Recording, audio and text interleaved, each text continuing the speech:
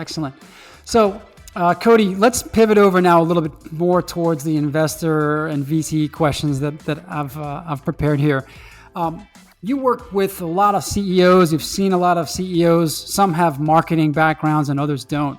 Mm-hmm. Does it really matter, or do you think that CEOs who come from marketing have any sort of advantage when it comes to raising money? Yeah, it's a great question. I think that there are a lot of ways to grow a company, right? There is no one way. And I think people who say things like, don't work for a CEO who doesn't get marketing, right? There's like a lot of that going around. And I think the target audience for that, is a marketer, right? Who's looking for their next company. And maybe it's less enjoyable to work for that type of company.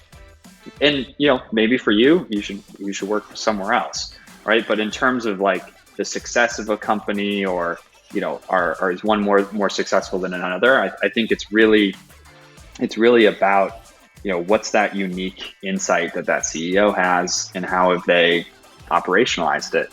Sometimes it's marketing, sometimes it's product, sometimes it's a business model, sometimes it's networks. Personally, I think marketing is a universally applicable function, right? It's a multiplier of business success, but it's not necessary in every case, right? It could be a benefit, but it's really about how can, in my role, how can we understand the company and how they've succeeded, and how can we help them along the way, right? And be a partner in their growth. They know how to run their business, right? Like no one knows your business better than you, right? Like I'm not going to tell you, Paris, how to run Hop Online. Like the best about your business and how to do it. I think it's I'd up still to be an open investor. to that. But by the way, if you decided you wanted to give me some tips, I'm all ears. Just saying. Yeah. Well, we'll take a coffee offline. All right. Yeah, I hear you. I think, I've met a bunch of CEOs also in my journey, and I think a lot of it, the people that I'm most impressed with are actually the people that really have the humility to understand what are their strengths, to double down on their own personal strengths, whether that be marketing or maybe product or maybe operations. Yeah. And then to surround themselves with the people who fill the gaps. So if they lack marketing, they know it. They don't try to master something that they're not naturally good at, but they go out and get a great marketing person. I think that to me is what stands out most with the exceptional CEOs and leaders that I've come across.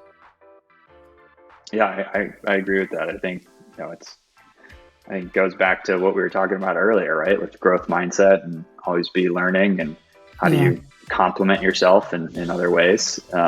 It's a company is a team sport. So it's, how do you put the right team together? Yep. So Cody, I'd love to try to get inside of your brain when you're analyzing a company as a potential investment. I'm very curious to know if you have a particular process or a framework that you follow when you're checking out a company, and what are some of the first things that you would look for to give you a sign that there's real potential with this company? Yeah, I think, when I'm talking to, head of marketing or, at times a founder or CEO or something, it's like what I want to understand from a marketing point of view, I kind of focus in a few different areas. One's their strategy, right? How do they think about marketing as getting them from where they are to where they want to be? How do they think about their customer? How do they think about segmentation? The other aspect is channels. What marketing channels are they in? Are they focused on email? Are they focused on organic? Are they focused on paid, right? There's a lot of different ways to grow. Virality, word of mouth. The other thing I look at is data and measurement, right? How sophisticated is the infrastructure? Are they using data? Are they not using data? Do they have data? Is the data reliable?